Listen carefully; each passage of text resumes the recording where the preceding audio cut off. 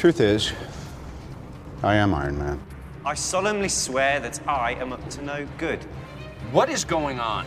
What are you doing? To infinity and beyond! This is the way. The flux capacitor. Is Star Wars the one with the little wizard boy? Chewie, we're home. Avengers! Assemble. Ah, chills. Literal chills. Hello, fellow fans, to Naughty We Fan, the podcast. I'm Mark, and united with me is my co-host, the hulking figure of a man, Bryan. What up, Bryan? I put the brains and the brawn together. Best of both worlds. Hey, everyone. On the last episode, Bryan and I discussed what is possibly the best animated movie of all time, Spider-Man Into the Spider-Verse. On this week's episode, we'll be discussing the hit show, The Office. But first, thank you all for uniting with us as we discuss all things fandom. Please give us a rate or review wherever you listen so we can unite with more fans out there. UWF is partnered up with the This Is Life podcast family. Lots of wonderful podcasts and live shows with them. One special show on there has a bunch of weirdos, and Bryan, you're pretty weird. You know all about them. You always introduce that show about me being weird, but I mean, I suppose that's fair. Like you said, Mark, we are partnered up with This Is Life, so when you're catching this episode, go back to our previous UWF Plus. We did the Golden Grogu Awards, talking about all things original Disney Plus content, so that's going to be showing up on YouTube as you're hearing this, and then every Monday night, we will have just also finished discussing the series finale for The Falcon and the Winter Soldier, and that was a wonderful episode as well. That was a wonderful series. There is one of the weirdos on there. His name is Ethan. And I think, and rather than letting me just put the words into his mouth, Ethan, what did you think of The Falcon and the Winter Soldier? I was pleasantly surprised this week. Guys, thanks so much for having me on. It's exciting to be here. I'm a consistent non-liker of The Falcon and the Winter Soldier lately. But this last episode, I kind of started to like it. So it was pretty okay. Like we said, first and foremost, welcome to Ethan and Mark. Sorry to steal your thunder a little bit. I know you're going to introduce Ethan here in just a minute. Intro for Ethan. Bryan just swooped in there. I didn't want to talk for Ethan, but we did talk all levels of The Falcon and the Winter Soldier, and Earth's Mightiest Weirdos is not stopping. We're going to continue going on our Monday nights talking about all things MCU, and we're going to be just really diving in before we get into Loki on just June 11th. So we only got about another month or 5 weeks to go before that. So lots of good things going on there in Earth's Mightiest Weirdos land. Back to you, Mark. Well, Ethan, yes, thank you for being here, and we appreciate you. And if you want to hear more of our thoughts on Falcon and Winter Soldier, definitely tune in for Weirdos on Mondays. And probably on the next episode, we'll dive into a little bit more just to give people some more time to actually watch Falcon and Winter Soldier, even though those spoilers, man, they popped up day of. But anyways, in Mark and Bryan's world news, Raya and the Last Dragon, for all those people out there who were eagerly awaiting for me to finally go see it and watch it. I know there were so many of you out there. I have finally seen it. I enjoyed it. It's a beautiful movie. Awkwafina, it took me a little time to not see Awkwafina and to I was trying to compare it. It's not like everyone's like, oh, do you have a problem with Eddie Murphy? Do you only see Eddie Murphy? No. When I watch Mushu, I see Mushu. I went on a $5 Tuesday at AMC. I am glad I didn't pay the Disney premium price. I know, Bryan, why you do it, but for me, $5 was the right price for Raya. Matinee Tuesday, $5 Tuesdays are like low key one of the best things that movie cinemas ever did. I love it. Definitely gets me out there more. Bryan, do you want to remind people of what your thoughts were on the film? Good, not great. My kids really liked it. It wasn't for me. The story was very disjointed. The animation is beautiful. I'm with you on Awkwafina there. It's takes a little bit of getting used to for sure. It kind of felt like a DreamWorks movie, like maybe Avatar: The Last Airbender a little bit. I like DreamWorks movies, so for all you Disney people out there who got offended by that statement, that's on you. That's not me. DreamWorks makes solid animated movies. But anyways, Sony, Disney Plus. we will finally be getting some Spider-Man on Disney Plus, but not till, what is it, 2022? Question mark? Because I know they're doing Netflix. I love how I bring up this news and I don't even have the full facts in front of me. But Sony and Disney Plus made a deal. We will be getting the Spider-Man films on there as well as Venom. I'm excited to rewatch Venom. I haven't seen it since theaters, so I'm seeing if it's grown on me since then. Venom growing on you? Was that intentional? I don't know. I tried to force it. I don't know if it worked. That's what she said. Yeah, so 2022 is when the deal officially kicks in. So even Spider-Man No Way Home, which is Spider-Man 3 that comes out this December, isn't actually part of this deal. So Netflix and Sony actually came to an agreement a couple weeks ago. Netflix is going to get the Sony movies for the first year that they're available, and then they're going to be able to go to Disney Plus. But again, like you said, Mark, it's not till 2022 to 2026. So Yeah. it all is based on theatrical release. So even Spider-Man No Way Home isn't involved in this Disney Sony deal. They've not given any details as to exactly when or how or anything like that as to when the Tom Holland Spider-Man films will be on Disney Plus. But it's still going to take a little bit of time. But for me, I'm just happy to see Disney and Sony getting along and what that means for the future of Spider-Man. Now my eyes turn to you, Universal. Whenever you will like to play ball and let the Incredible Hulk come to Disney Plus, that would be great. You know what? A little pet peeve of mine. They have the digital copy of the film, and it's on sale a lot for Movies Anywhere. Love Movies Anywhere, but it never has any special features. And I know they're out there. I remember them on the 2-disc DVD and Blu-ray. But anyways, You're telling me you would my go rant. back and watch The Incredible Hulk, like given the entire MCU catalog? Do you not remember that I defended that movie in our little like MCU playoff? Ethan, you having just consumed the MCU fairly recently, far more recently than either of the two of us. Have you seen The Incredible Hulk more than once? I can't say that I have. No, I don't. I think I want to be honest with you. I think I've seen like the tail end of the movie, maybe twice. Hang on. Ethan, are there other movies in the MCU that you've only seen once? Or is it only The Incredible Hulk that you've seen once? I want to say that is the only film that I have seen once. Oh, you know what? Nope. Thor: The Dark World, only saw it once. Didn't see the need to go back and watch it. I was gonna say you can't blame Disney Plus. You could blame Disney Plus, but now I mean Thor: The Dark World is on Disney Plus, so I like Thor: The Dark. Anyways, well, I guess I'm going to be alone on that one. But anyway, still, Universal, get your stuff together. And then we had another big movie come out just recently on HBO Max. You know what? I got to ask you guys. When you were playing fighter games, were you Street Fighter or Mortal Kombat guys? Mortal Kombat. I was a Street Fighter guy. I was a Street Fighter guy. Yeah. I was Street Fighter. But yeah, Mortal Kombat, the newest adaptation of the video game is out. Ethan, you haven't gotten to see it yet. Bryan and I, Bryan, you go first. I'll let you review this one. The special effects are awesome. There were some really, I mean, awesome in certain spots where they spent the full money. The stuff looked really cool. Yes. Basically, Sub-Zero and everything around Sub-Zero was really well integrated into the film. The rest of it does not accomplish much story-wise. I think they missed the mark on the main character, and I'm just going to leave it at that without getting into too many spoilers. Right. It was fun. It was overly gory, which is part of the fun, I guess. But overall, left much to be desired, but I would watch a sequel. I know it's the first part, so we're going to get more. So hopefully things will look better as the story goes on. But it took a lot of time getting to the actual Mortal Kombat, and you felt like certain storylines were going to be bigger, and we just didn't get too much to it. I don't know if this is a hot take. You can tell me, but it was solid start, but I still like the first Mortal Kombat movie more. Oh, I agree. Like, did we ever even get to Mortal Kombat? There was a lot of practicing.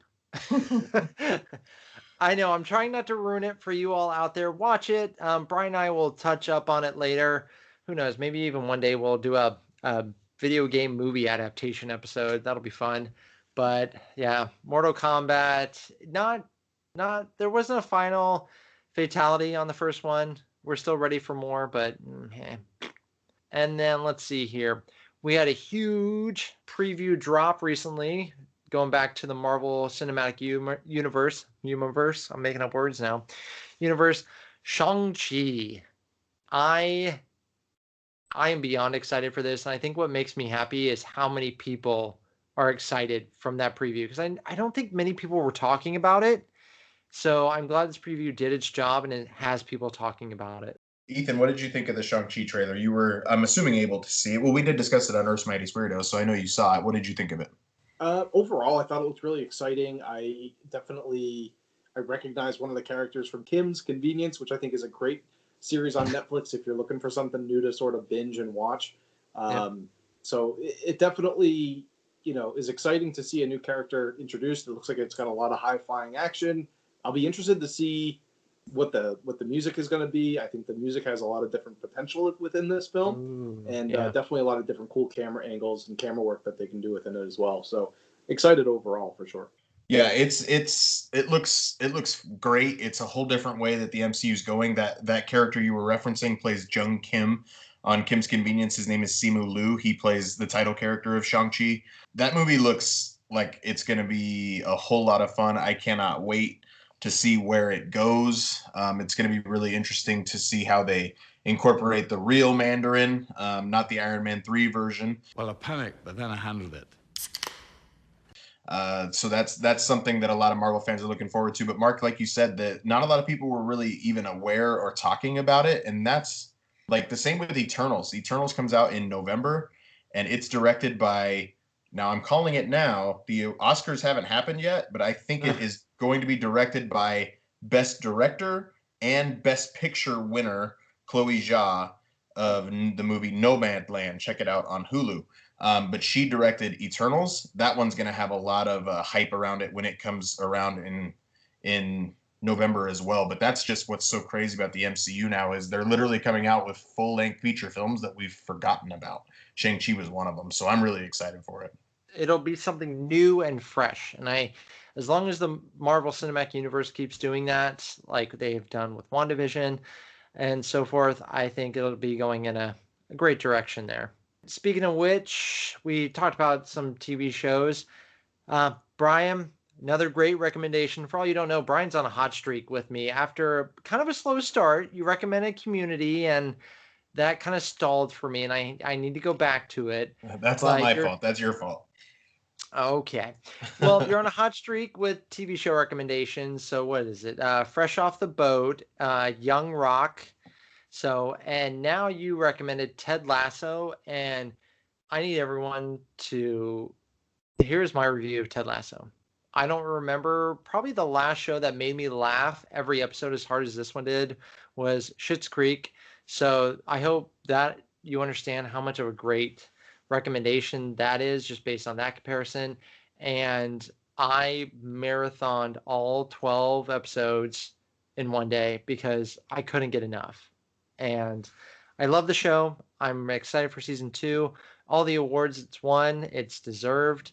So Ted Lasso, if you have Apple Plus, check it out right away. If you don't, find a friend who does, and just be prepared to laugh every episode. Or just go buy a new phone and get a year of Apple TV Plus for free. Yeah.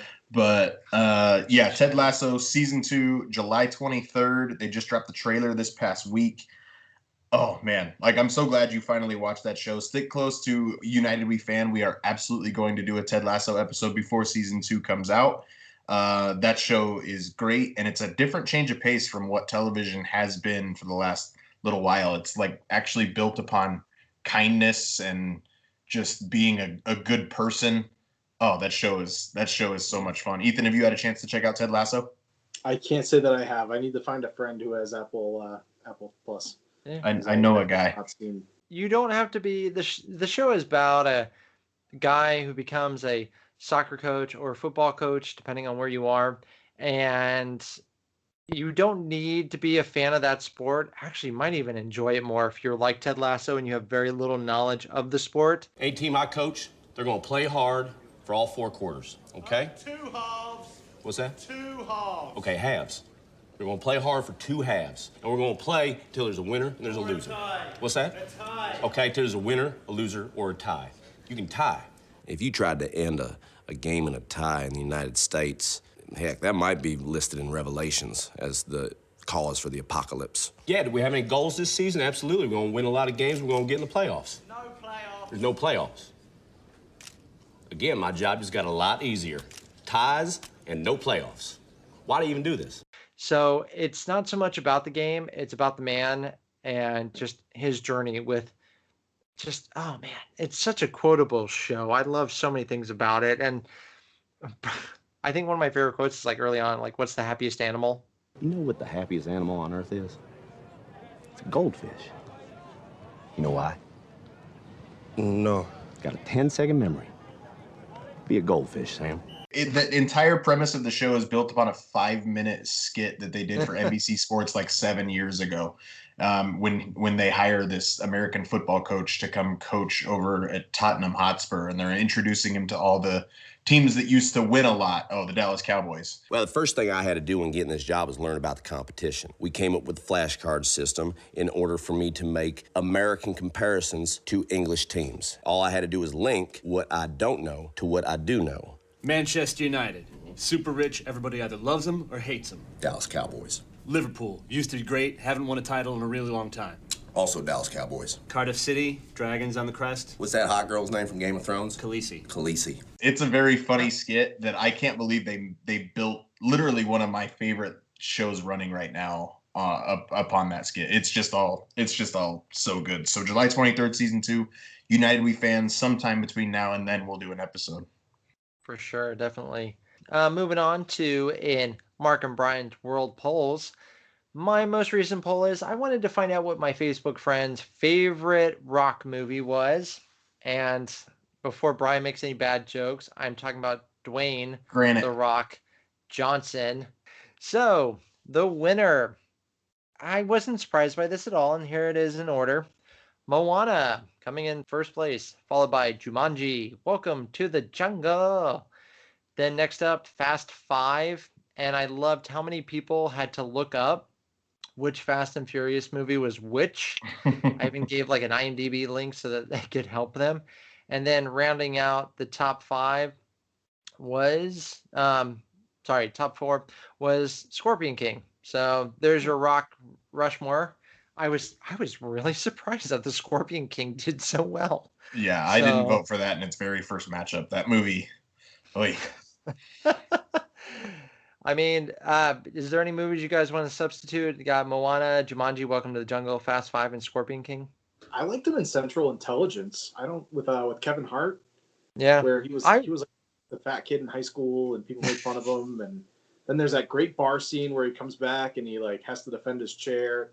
So I liked him in that. I think I'd pick that over like any of the Fast and Furious stuff that he's been in. Like he's good, but like Fast and Furious to me ended, I don't know, 4 or 5 movies ago. Bryan and I really like Tokyo Drift, so that's where our Fast and Furious like love goes. That's the last Fast and Furious movie I've seen. I haven't seen a single one with The Rock in it, except for Hobbs and Shaw. I saw Hobbs and Shaw. I was kind of lost. Yeah, I don't know how, but I actually really liked Hobbs and Shaw, but I also really like Idris Elba. So the man who should have been Lex Luthor. But anyways, Black Superman. Yeah, that line was pretty cool. So, fun poll. Oh, the number 5 movie was Rampage, which actually is pretty fun. So check that one out. Actually, pretty good. Yeah, San Andreas and then Skyscraper. If you're looking for like mindless, fun action flicks, they're not bad. That's my problem with The Rock is like I can't believe how many movies were in that poll that. I forgot about that one. And B, I just had never seen. That man is very, very busy, but a lot of his projects kind of run together for me. That's why I think I enjoyed him in Moana because he showed off something he's not really shown off in another place. Moana is the rightful winner to that poll. What can I say except you're welcome? And shout out to him and Be Cool. It wasn't a starring role for him. It was still him like up and coming, but it's a great comedic turn for him. So it's a John Travolta, Uma Thurman, Vince Vaughn's in it flick. It's a sequel to a movie called Get Shorty. So check it out if you can. You also need to talk about him and the other guys. He's wonderful in that movie. I will happily defend the other guys, the Mark Wahlberg, Will Ferrell, buddy cop comedy. Check out the Will Ferrell episode of United We Fan if you want to talk about the other guys too. Good shout out. The Rock is partnered with Samuel L. Jackson, so if that's not enough encouragement for you, I don't know what is, but the film is just comedic gold. Thank you, Adam McKay. Yes, thank you, sir. And then we're going to move on to the spicy section. Mark and Bryan's hot take of the episode. Feeling hot. All right.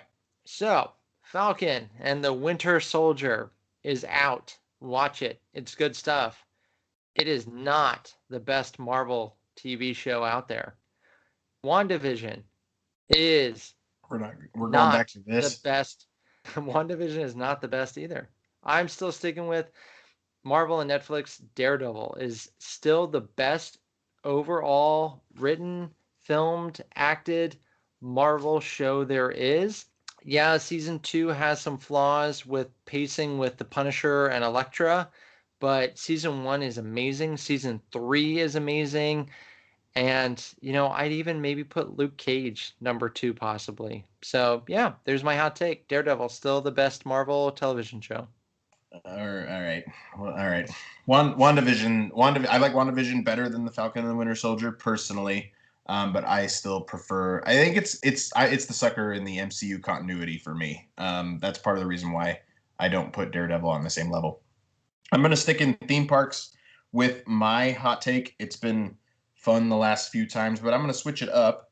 I'm gonna go over to Universal Studios. I am going to say. Bryan. That what? I am so ready for this. Go ahead. The Amazing Adventures of Spider-Man is the greatest theme park attraction in the Central Florida area.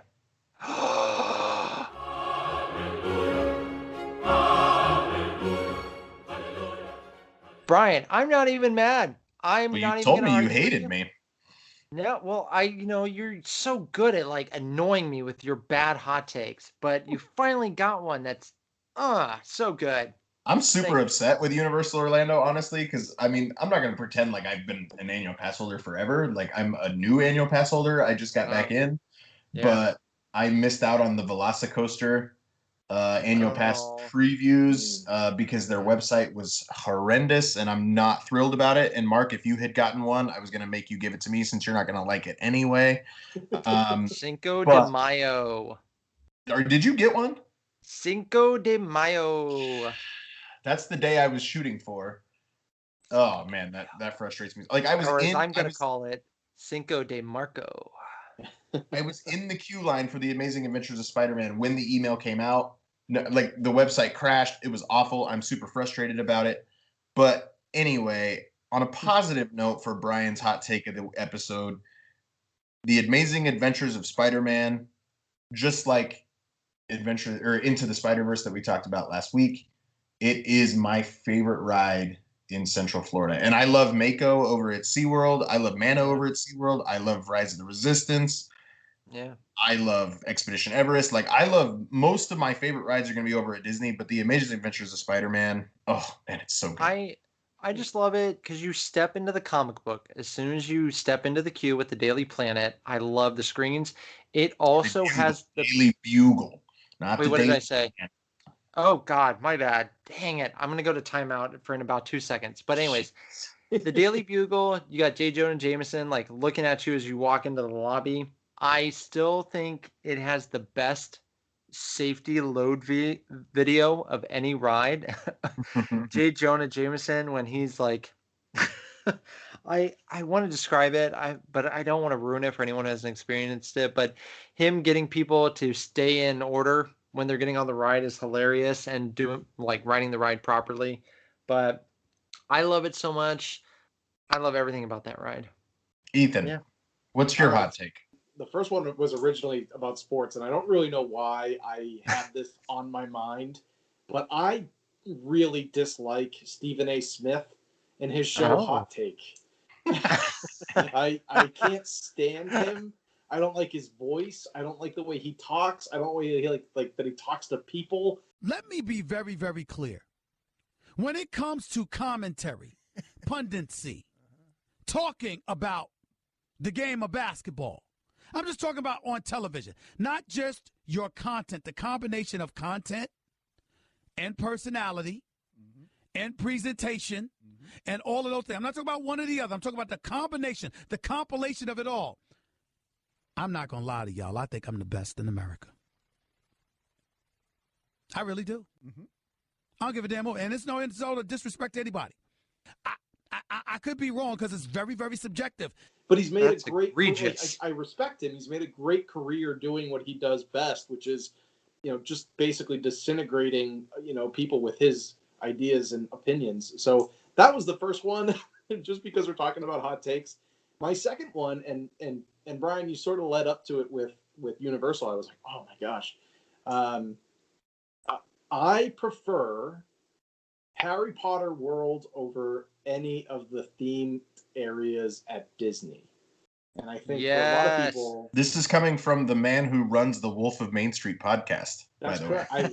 I love Disney, but I think that the amount of creativity, the amount of engineering and the amount of detail that goes into the Harry Potter world at Universal is unmatched. It is so incredible. I can walk around Diagon Alley and the different shops and, going through, the train station and all the different things that they have going on there is absolutely incredible. You go through platform 9 3/4. I mean, I don't think there's another area in Disney World that can match the amount of detail and fun that you can have over there. And they have the immersiveness. You can buy the wand and you can do the different spells throughout the entire theme park. So yeah, if you're willing to wait 8 minutes for everything to try it. Oh, stop. But God, you guys, man, I wish I would have done my hot take last because I just love both of yours, and I feel like mine was stinky. We take Ethan out of Disney for 4 seconds to talk about The Office, and here he comes with hot takes about Universal. That caught me off guard, man. So you've been to Universal, obviously. Did you have an opinion on The Amazing Adventures of Spider-Man that I brought up? Yeah, no, I enjoy the heck out of it. I don't know that it's the best ride there, or no. I'm gonna put my No, yeah, that's fine. Yeah. But I think I've heard this numerous times, and I do sort of agree, but the use of screens and the use of sort of that technology is far better at Universal than it is at Disney. I think that that's the case as well, because I think if I'm remembering correctly, and I don't get to go there as frequently as I'd maybe like to, but Spider-Man and Transformers sort of uses that same technology. Am I correct? Yes. Yeah, I think it's even the exact same layout and everything. That's my issue with it, honestly. I think it's too much of a good thing. Jimmy Fallon. It's slightly different, but yeah. I think technology in that is better than anything that Disney has to offer.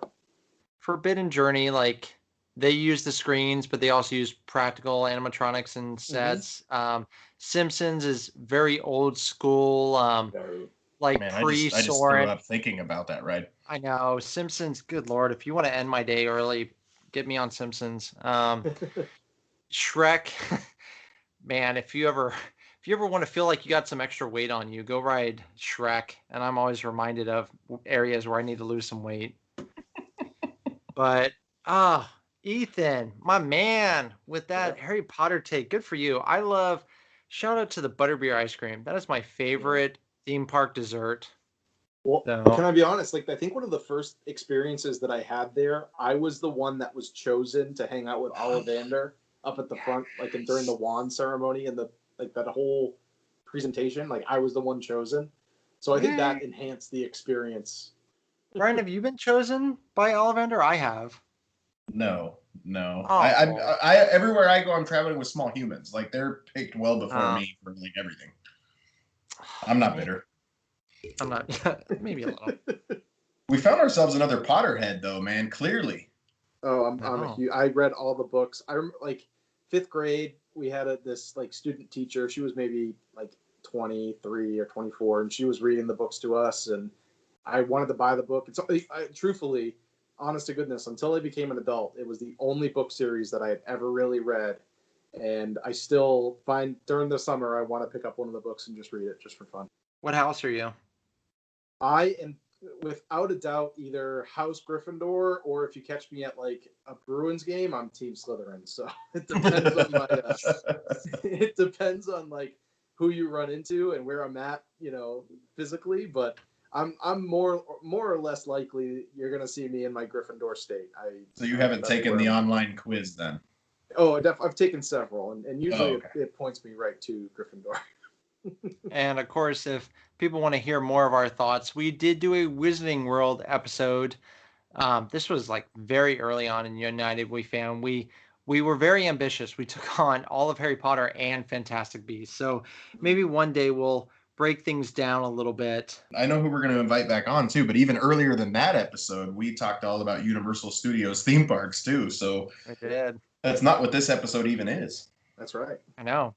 We're doing that thing again where we get off on a rant and it's so much we gotta fun. reel it Like, back that's in. the one thing I love about your show is it can go anywhere. I'm envious. I'm telling you, there's going to be one episode where Bryan and I just do the rant. That'll be the episode. It's just we rant.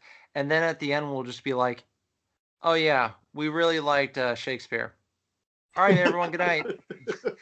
I feel like we're channeling Kevin Smith. For anyone who's seen Evening with Kevin Smith, he'll get asked, like, he'll say in the beginning, look, I'm going to try to get through a whole bunch of questions. I always get sidetracked by one or two of them, but I'm going to try to get to a whole bunch. 2 hours later, he's still answering the second question. Something about Harley Quinn and just going on from there. Well, that's our hot takes. Feeling hot. You know what, Ethan, we're going to try something new with you, and I'm heavily influenced by some of the Marvel podcasts I'm listening to. Check them out if you can. They do a fun thing when they have a guest host on there where they get their origin story. Okay. So we met you, I believe, Bryan, we did. I know I met you, luckily through the This Diz Life podcast family, and you've been one of the great people that have welcomed us in there. But what is it that you have going on the This Diz Life podcast family? Almost too much to list at times, it feels like. So I host my own podcast. I started a podcast at the height of quarantine, which was The Wolf of Main Street. So I've been doing that now for a little over a year, where I talk Disney, I give tips, I give tricks, I do a lot of this or that, and just simply find an hour or so to just simply talk into a microphone and just let my inner kid talk for a little while and sort of bring myself back into the Disney bubble. And then when I met Mark and Dwayne and the group over at Diz Life, they said, we'd love to do, sort of a news show. And I said, well, dang, I'd love to be a part of that. So they sort of gave me the reins to that. And then Dwayne popped in and sort of became my official, co-host. So I host a news program over there, and then I do Earth's Mightiest Weirdos with you guys. So I give you all my honest opinions on different Marvel shows and movies. And I also am going to be a part of, we're doing a Star Wars podcast, Babu's freaking podcast, which I'm excited about as well. So, and I sort of see myself, like, compared to you guys, I'm sort of the average everyday fan. I've never really dug too deep into different parts of any of these things. I just know what I see and ask questions along the way. So I think that's all the things that I'm involved in. But no, when you guys reached out, I was excited to be popping in and hanging out and talking the office. But hopefully that's at least the first part of the origin. There's plenty. I mean, I could dig into so much. Is it top secret, the Wolf nickname, or can our listeners find out? So the Wolf comes from a lot of different things. My mom's brother, who passed away many, many, many, many years ago, before I was even born, his nickname was Wolf, and she always called me like Wolf for a little while. And I was a huge fan of The Wolf of Wall Street, and then I was also a big fan of Game of Thrones. And I actually have, from like my first or my second grade field trip, we went to a zoo, and for like a straight week, I wrote about how we saw 7 wolves. So I've always been fascinated by wolves, and I figured if I was going to be given tips and tricks about something, it would be kind of cool to be like the wolf of Disney World or the wolf of Main Street in this case. So no real, secret or anything like that. The animal itself has always been something that I've been just infatuated with. So, Do you have a favorite wolf movie character or Wolfman or any kind of favorite? I definitely loved Leonardo DiCaprio as the Wolf of Wall Street. I mean, that's goes without saying. But I think like an underdog, I really enjoyed. What's the movie where he plays like he turns into a wolf and he's playing basketball? Teen Wolf. Teen Wolf. Teen Wolf. With Michael J. That's awesome. That was also like something that it would be on late at night, like 11 o'clock at night on like MTV or VH1, and I would just watch it and I'd be like, wow, that'd be so cool. Oh, maybe not the second one with Jason Bateman, but yeah, I don't think so. The first one with Michael J. Fox was good. Well, we're talking about The Office. Now, did you watch The Office while it was airing? Did you kind of catch it in the middle of it and had to catch up? Or were you a Netflix Office fan? I was one of the Netflix Office fans. I started watching it. I want to say I watched it off and on when it was actually airing and tried to get into it, and I couldn't. And then all of a sudden, I don't remember the exact time, but it was done at this point. And I can remember I got through season 1 probably 3 times, and I just couldn't grasp onto the characters. And then finally someone said to me, you need to start season 2. Just take season 1 for what it is, but watch the first few episodes of season 2 and see if you like it. And all of a sudden, it's something clicked. I fell in love with the characters. I fell in love with the story. I fell in love with the show. It's so quotable. It's so fun, and I'm excited to dive into it with you guys today. Yeah, we're definitely excited to have you on here as well. And did you know there was a British Office or no? I knew of it, but I never watched it. That's fine. Well, Bryan, I turn over United We Fan, and let's clock in. Let's go to The Office.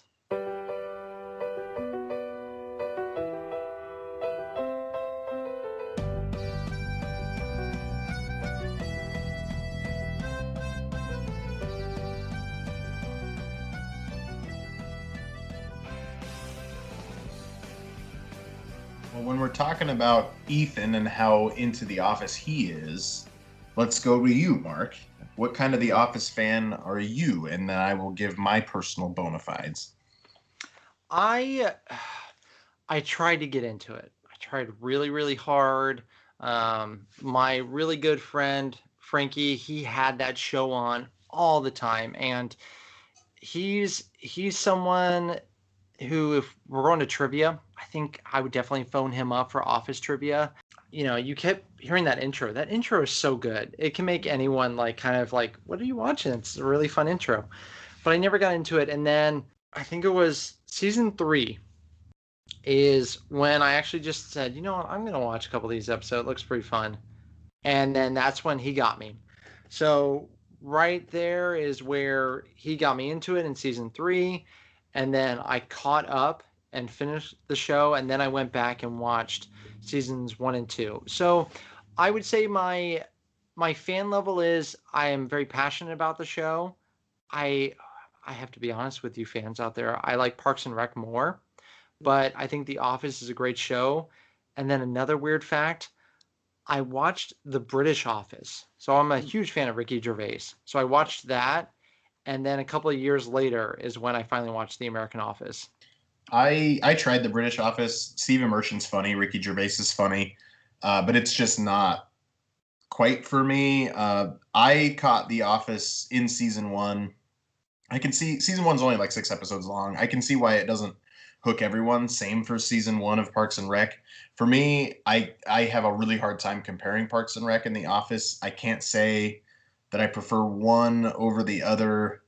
Typically, like depending on what I want to watch, it depends on my mood, but I like The Office better as a default just because it's been in my life longer. I'm one of those hipster Office fans where I liked it before all of you Netflix people, and I kind of like to go back to the time where not everybody watched it, but then at the same time it's fun that I can talk in my Office quotes and people actually understand what I'm saying.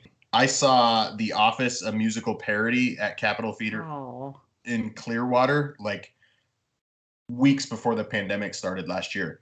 It was just really funny in general. I really enjoyed that. I drug my wife to it. She even enjoyed it. Kind of the funniest part to me is when they have Erin show up in the musical parody, she arrives on stage with a yellow jacket and an umbrella like she's Kimmy Schmidt. That made me laugh really hard. But there was like, it was, if you get a chance to see The Office, a musical parody, it's not touring right now, just like everything isn't touring right now, but I hope I get a chance to see that again one day. But I've been at the Office. I've been a fan of The Office since literally the first episode I caught was Diversity Day, and I think that's the 4th episode of season 1. And it was back to back Diversity Day and the basketball episodes. So I've been in since the very beginning, and I love this show so much. So let's get into it. And when we talk about The Office, so Mark, you talked about season 3 is kind of what dragged you finally into at least catching it. Is season 3 your favorite season of all of them? You know, that would make sense, right? But no, it's not. Actually it would be the next season. So it would be the first full season I watched. God, I really did do this weird. I came in like midway through season 3 and then rewatched. Anyways, season 4 is my favorite. All right. Ethan, how about you? I've got a few, but I would say season 2, I think, was probably one of my favorites. I sort of took it I sort of look at season 2 as like the real season 1, if that makes sense. Yeah, 100%. Season 2 for me, I'm a combination of the two of you. I'm season 2 and season 4. Every episode in season 2 is wonderful. I get really frustrated going back now and watching it. I get really frustrated with Pam in general and how jealous she got of Jim when she was engaged to another man. Like some of that just doesn't really land super well with me. Maybe that's but season 2 in general, you've got Amy Adams in it. The Booze Cruise episode, the injury episode when Michael grills his foot. I enjoy having breakfast in bed. I like waking up to the smell of bacon. Sue me. And since I don't have a butler, I have to do it myself. So most nights before I go to bed, I will lay 6 strips of bacon out on my George Foreman grill. Then I go to sleep. When I wake up, I plug in the grill. I go back to sleep again. Then I wake up to the smell of crackling bacon. It is delicious. It's good for me. It's a perfect way to start the day. Today, I got up, I stepped onto the grill, and it clamped down on my foot. That's it. I don't see what's so hard to believe about that. There's so many good ones in season 2. But season 4, it starts off with a bang, almost literally, when Michael hits Meredith with his car. And it ends with the episode of they're saying goodbye to Toby, and Holly joins the show. And like, we're going to talk more about that episode later on. But for me, I'm kind of a mix of the two of you as well. Like, I think if I had to give an edge to one, it'd be season 2, only because it's a few episodes longer. Season 4 was affected by the writer's strike, so it ended up only being about 14 episodes. But they're both so good. But for me, every season that has Michael Scott in it is really, really high, near the top. But Ethan, did you continue to watch the show even after Michael left? I did. And, one of the things that I thought would be really interesting, and this is kind of coming from when I first saw, the initial show and saw like who his initial replacement was going to be, was Will Ferrell, which you guys talked a little bit about him in a previous episode, which you guys did for United We Fan. And then Will Ferrell, just kind of fell flat for me as the character of D'Angelo Vickers. I sort of had the higher expectations and sort of hoped that he would be better, but it did not strike for me. I loved when they introduced Robert California. I thought that he brought a whole different dynamic to the show. I think it's season 8. where he brings his wife in and he's like, under no circumstances can you hire my wife to work here. But then he puts Andy in this situation where he's kind of like saying, no, you're going to hire her. So I enjoyed when he came in. But when Michael left, the whole show changed. I think that I think Michael's character could have continued to develop for me. So when he left, it brought a whole different dynamic to the show. But I just try to look at those as they're almost two separate shows entirely. Yeah, they had telegraphed, like, everybody knew Steve Carell was leaving, so like they did what they could, but even so, like, Mark, you talk about Ricky Gervais and how much you like him. We get that one scene where Michael meets Ricky Gervais getting off of the elevator and just how much he loves him, and it almost is like dropping in that he's going to be the new boss. He even asks if Dunder Mifflin is hiring, but you're not alone, Ethan. That Will Ferrell, D'Angelo Vickers fell flat. It was almost intentional. It feels like, right? They were making a promise that they couldn't. Like, they wanted you to think he was the new boss, and then he was only around for 4 episodes. But Mark, you talk about Idris Elba and how much you like him. Yes. Like, we had him hanging around for a while as Charles Minor, and the women in the office were all obsessed with him. But Mark, did you continue with the show after Michael left, or did you come back and catch up with it? No. I liked the show. Actually, we're going to get to this later, but Robert California is on my Rushmore of characters. I loved He's on my him. Rushmore of least favorite characters. James Spader? Really? You didn't like? Anyways, I liked him. I think Michael's character ran its course, and I think Steve Carell knew that. So I wasn't upset. Like, story-wise, you had to do something if you were going to keep the show going. Ed Helms, though, I will admit, man, he annoyed me when he was the boss. So that part I didn't really like, but I dug all the new bosses coming in. I thought that was fun. I want the job. I really do. It's just the rest of my family's in the Finger Lakes right now. I'm supposed to be in the Finger Lakes right now. I told them I was on a hike, snuck away to do this interview. I gotta get back pretty soon, don't worry. People disappear in the Finger Lakes. I like the Jim and Daryl storyline of moving to Philly for athlete and all that kind of stuff. But that's, again, where I kind of get mad at Pam again. Like, I'm not one of those I hate Pam guys, but there's some things that happen around Pam that really just kind of bothered me. But before we really dive into the characters, each of the individual episodes and stuff, Ethan, I know you said you had something that you wanted to read for us. I did. You know what? One of my favorite moments of Michael leaving was all the different sort of ways that he said goodbye. And for me, I wanted to write you guys a recommendation letter, because so frequently when you host a show or you host a podcast, you just hope that people go out and leave you reviews. So if you haven't already, take a moment, close out of this little window that you're listening in, and leave United We Fan a review. But I wrote you guys a review that I'm hoping will pop up on your side soon. But it says, to whom it may concern, the dictionary defines superlative as the highest kind, quality, or order, surpassing all else or others, supreme. I identify it as Mark and Bryan from United We Fan, as podcasters, as leaders, as men, and as my friends. They are of the highest order, kind, quality, supreme. I feel like Michael, after Jim reads him that thing of the tears and he looks down a little bit, you know the gif when you see it. That was very kind of you. Thank you so much, Ethan. Appreciate it. Guys, you're very welcome. You guys know how much I appreciate you, and I certainly appreciate being able to come on and talk something other than Disney. I know, Universal man over here. See? If you're hearing that going, wait, I've read that somewhere before, that's because we just picked all of Ethan's words and put them in our episode description. Well, if you were wondering, in Mark and Bryan's world polls we talked about The Rock, where was Bryan's Mount Rushmore? I have slacked on those a little bit, but trust me, we're going to make up for the Mount Rushmores here in this episode about The Office. So let's start with you, Mark, and we're going to do a Mount Rushmore of your favorite 4 characters from the show.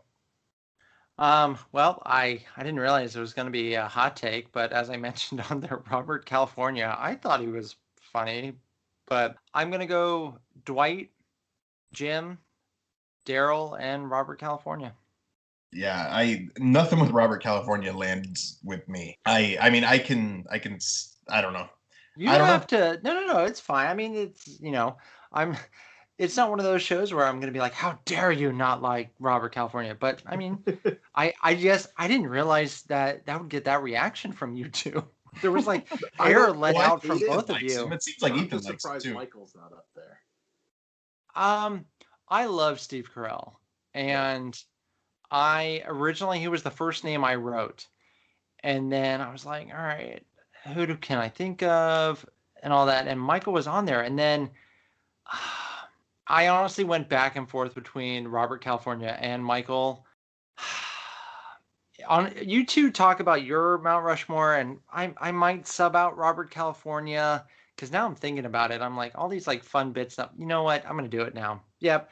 So Robert California will be my number 5. So I'm gonna take the rock hammer and chisel him off of the Rushmore and throw Michael on there. You're right. I feel like you can't think of The Office without talking about Steve Carell. And for any list that doesn't have him on there, and if I'm calling anyone out, then I feel like it's not a good list. So yeah, Dwight, Jim, Daryl, and Michael.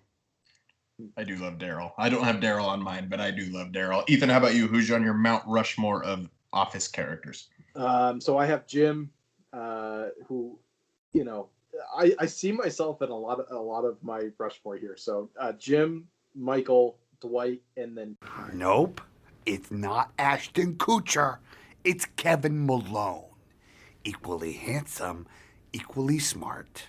Kevin to me is sort of the underdog. I almost wrote Robert California as well because I actually really enjoyed him as well. I know, Bryan, that you said you didn't, but Robert California's character landed with me. I've had that boss before who is just very controlling, very like not mysterious, but just kind of like snake-like. You don't even know my real name. I'm the Lizard King. And Robert California makes me giggle more than I should because he brought like a dry humor sense to, but it wasn't even that. It was so much more. But yeah, no, Kevin to me was sort of my underdog pick because I just enjoyed his character so much. He's like the guy in the office that, you know, he just wants to eat hot dogs and be, you know, surrounded by pigs in a blanket, under a blanket. I just want to lie on the beach and eat hot dogs. That's all I've ever wanted. You know, all his little kicks and little bits always made me giggle and laugh. So I drew myself for Secret Santa, and I got myself a foot bath. That's right. Maybe I should have taken the iPod. So when you talk about the 4 favorite characters, I'm super glad that Kevin came up in yours. I also, while I'm thinking about it, guys, I'm going to tell you now, I'm going to ask for your favorite non-character, your recurring character that only showed up every so often. Sure.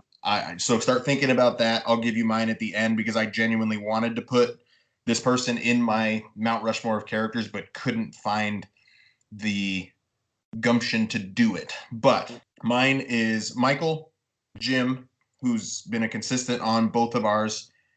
Kevin Malone is absolutely on mine. Kevin is probably my favorite character in this show. And Creed Bratton. www.creedthoughts.gov.www/creedthoughts. Check it out.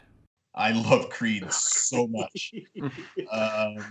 Just the entire thing about Creed, and when he gives Jim that shirt out of his closet for Secret Santa, and when he shows up, like when there's a murder in Savannah and you, sir, are a suspect, and he goes, okay, let me just run out to my car real quick, I'll be right back, and he drives away. Let me just go get settled in, boss.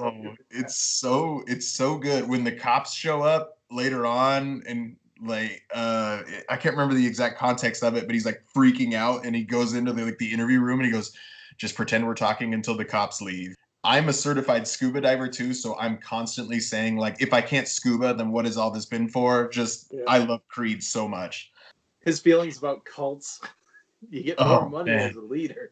You have more fun as a follower.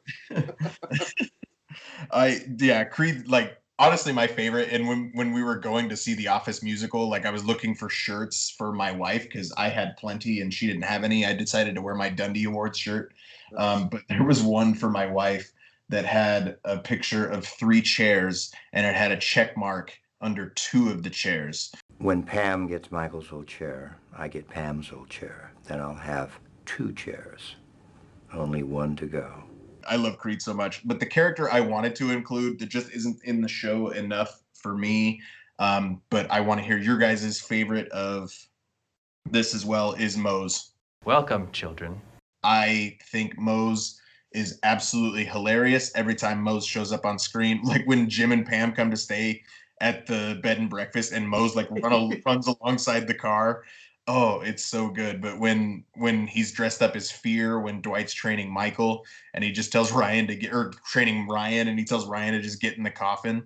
Mark, do you have a favorite side character that just showed up every so often? From New Girl, Nick, I think he's the graphic design guy.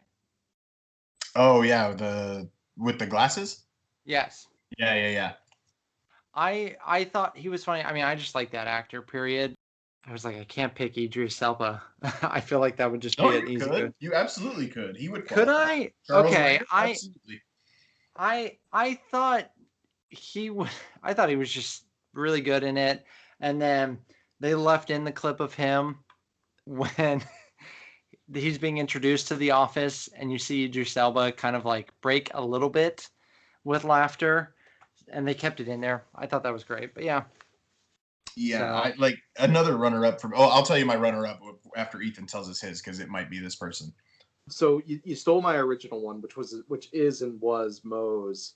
You know, when he's running up against that car and just shooting him down, that makes me laugh every time. But if I'm gonna pick another one, and I don't know if she would actually be seen as the type of person that you're looking for, but Jan was another one of those characters who kind of came in and out, and I just enjoyed her chemistry with Michael, Or lack thereof. Yes, exactly. You know, I love the moment when they are at Chili's and Michael is interacting with the client, I think is the name of the episode, and you know they're trying to make a deal, and Jan's just trying to get straight to business, and Michael's like, "You, I want my baby back, baby back, baby back." And they start going back and forth, and Jan's just like, "Oh my god, what is happening here?" And all of a sudden, she realizes that Michael's sort of building this chemistry. And the third guy says, I got you both beat. I'm a proctologist, so I drive a brown probe. Oh, no. Oh,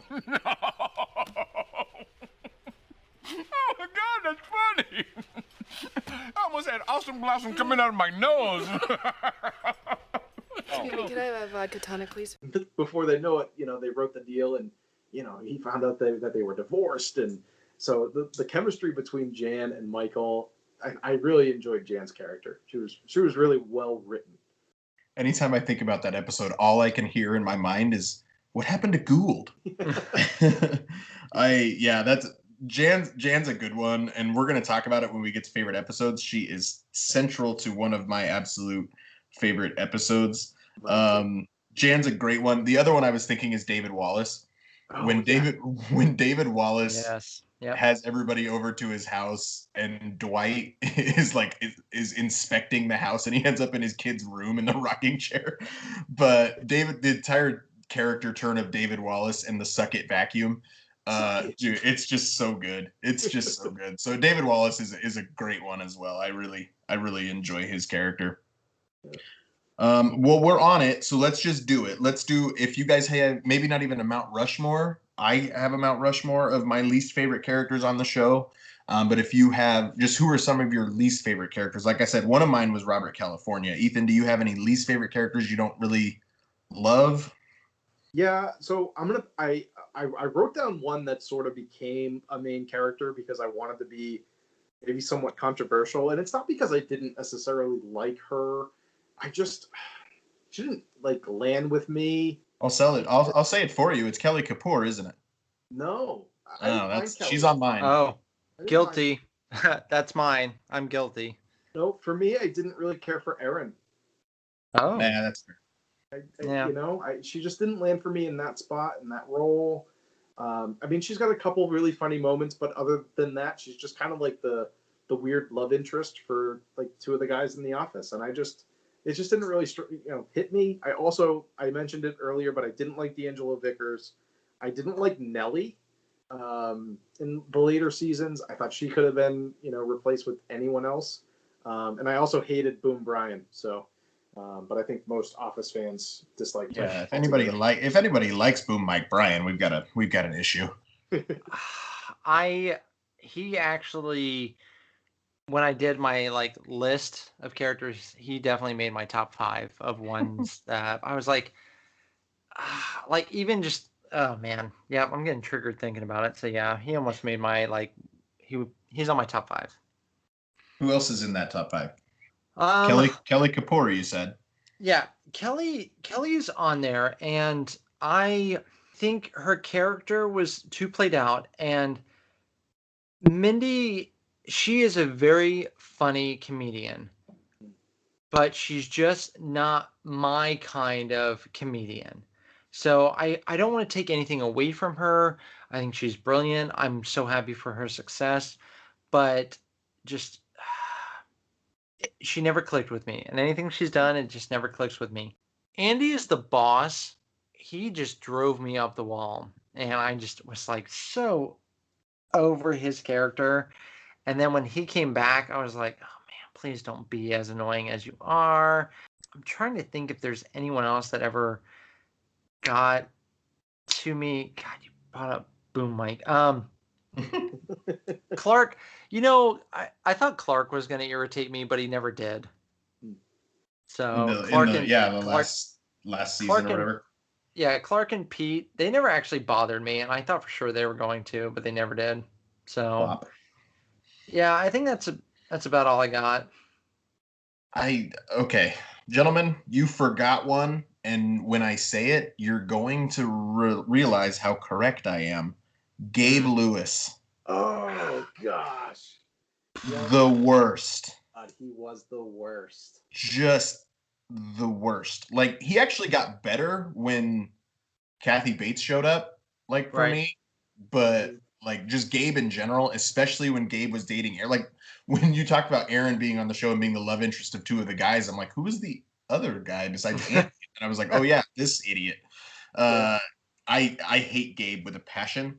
I honestly have Andy Bernard written down, but Andy has too many funny moments for me to include him in this list. Like, when I think quintessential, I think of like the episode where he gets the tattoo of the Nard dog. Like, I love that episode so much, where he just like gets so emotional about it. But he's too much. He's too much for me a lot of the time. Robert California is on my list. Nellie, Ethan talked about her, and Ryan Howard. I do not like the entire Kelly Kapoor, and you talked about it, Mark. Like, Mindy Kaling, she was a writer on this show. So was BJ Novak, who plays Ryan Howard.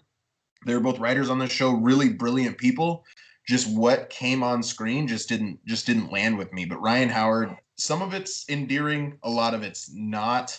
The woof.com stuff, like, they laid the groundwork on that pretty quickly. But I'm going to go with Gabe, Robert California, Nellie, and Ryan Howard for my least favorite 4. But one of Ryan's essential, and we're going to talk about kind of our favorite running jokes of the episode as well. Ryan's kind of essential to one of that, of how much Michael loves Ryan. That one gets pretty funny. Ethan, I don't know if you have a Mount Rushmore of your favorite running jokes on the show. I've got several of them written down. I would love to hear if you have a Mount Rushmore of your favorite running jokes. I do. And you just mentioned one, Mike's man crush on Ryan. I don't know what it is about that makes me laugh so much, but Michael's constant need to be as cool as Ryan with the goatee, and welcoming Ryan back when he had been arrested, and he's like, "Oh, you're real cool, man. Like, I love the goatee." Mr. Scott, who is this other woman, Ryan, who you refer to here as just as hot as Jan, but in a different way? Not a woman, just a cool great-looking best friend. Aren't we trying to determine whether Michael and Jan were engaged in a romantic affair? Not Michael and this Ryan person. All right. I actually really liked Ryan Howard. Darn. Really? Yeah. No. When he hires him from the bowling alley to work Michael Scott Paper Company, that one's pretty funny too. Yeah. So that one, and then some of Jim's pranks actually really make me giggle. When he puts Dwight's stuff in Jello, when he plays hot or cold with Dwight's desk, just some of those the meatballs, and have Stanley laugh at him, like you've been meatballed. Some of those are really landed with me. The fact that Mike hates Toby. So one of my favorite lines in the whole series is Toby is in HR, which technically means he works for corporate, so he's really not a part of our family. Also, he's divorced, so he's really not a part of his family. Mike hating Toby is probably one of my favorites. And then I think the classic, sort of running joke throughout all of Michael was That's What She Said. It's just such a classic. It hits in all the right places. That's what she said. You playing that? Yeah, I sure did. But no, those are probably my four favorites. But the one thing that I will continually say about this show that I really love is the writing for the characters that they cast. I think the casting and the writing were two very, very spot on things, for this series. Talking about when Jim is just egging on Dwight, the one where Randall Park plays Jim. You're not Jim. Jim's not Asian. You seriously never noticed? Hey, hats off to you for not seeing race. I think that's hilarious. And then the other one that always sticks out to me is the Morse code one with Jim and Pam. So let me get this straight. You think with our very limited time and budget that we took a class on this outdated form of communication so we could talk about you in front of you? Yep, that's exactly what we did. So those two stick out to me that I laugh every time. You talked about it, Ethan, when like my favorite Jim one is when he hides Dwight's desk in the bathroom.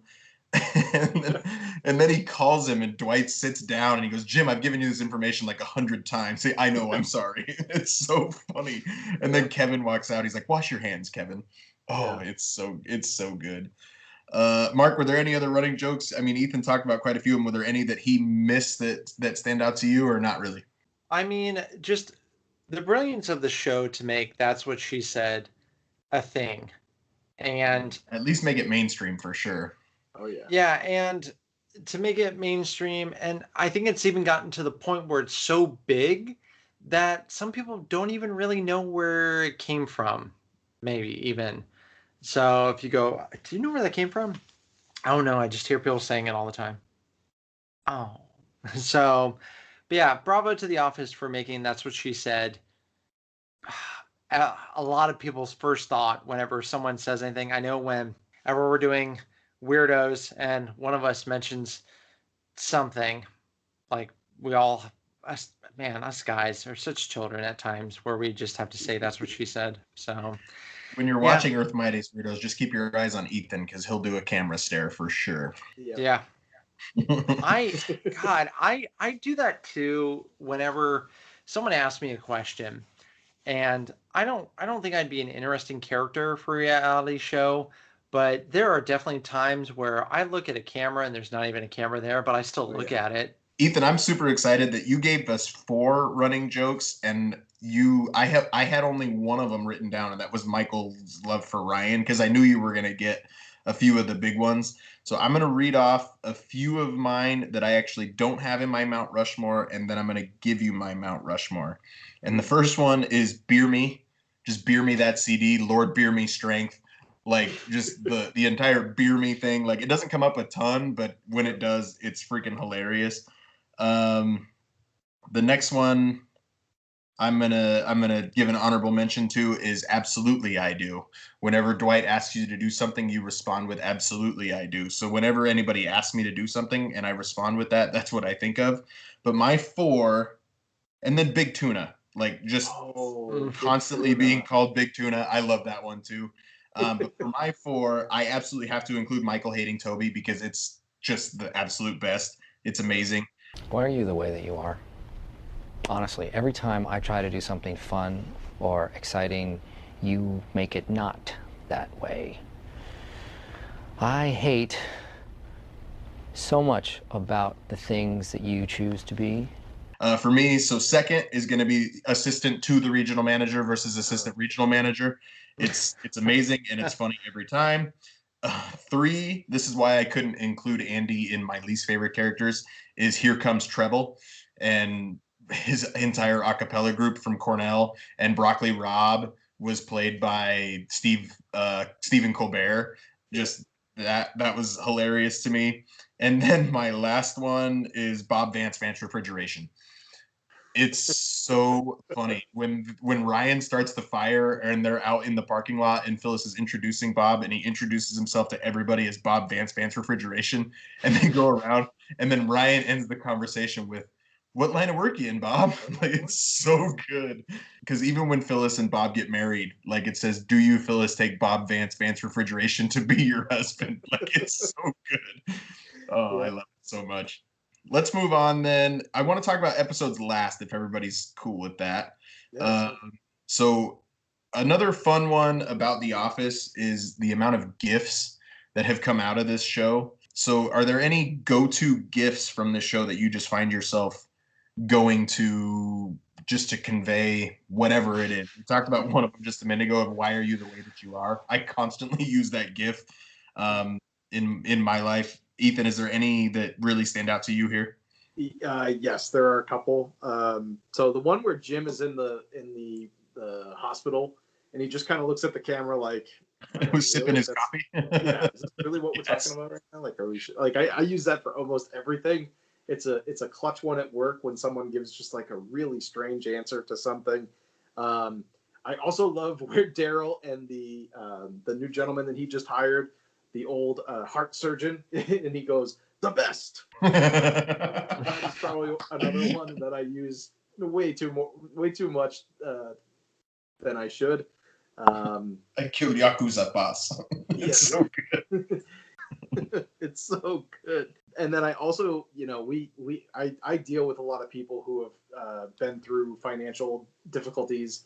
So whenever I'm working with somebody, or the dealership that I work for has someone that's difficult to get financed, we share the "I declare bankruptcy" gift to the immediate supervisors, just to say, well, they're probably not going to get this one approved. But all of them, there are so many good ones. There's so many good quotes that come out of this too. But if we get into that, I've got some great quotes too. Mark, any gifts that stand out to you? I use the Michael Scott "no" one. No, God! No, God, please, no! No! No! No! I use that one more than anything. Yeah, even...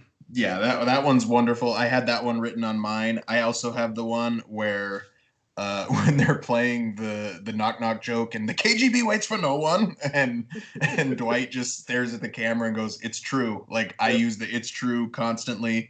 I use the Michael Scott "explain it to me like I'm 5" constantly. Kevin saying, "I have very little patience for stupidity." I use that one a lot.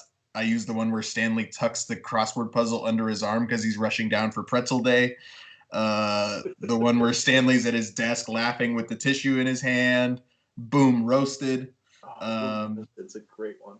Jim laying the car seat back when he's got the mustache on when they go Oh, to Utica. That one. I use that one all the time. So yes, thank you for reminding me of that one. We talked about "Why are you the way that you are?" I love that one. But my one I use more than anything is when Michael kind of bites in his bottom lip and it's just, yeah, like that one. I use that one a lot. There's so many from this show. It's just so good. And then of course Michael bowing, saying thank you. A lot of them are Michael Scott related, but a lot of them also come from other good quotes. Ethan, you said you had some of your favorite quotes from the show? Oh gosh, yeah. what's the worst thing about prison? The Dementors. They're flying everywhere.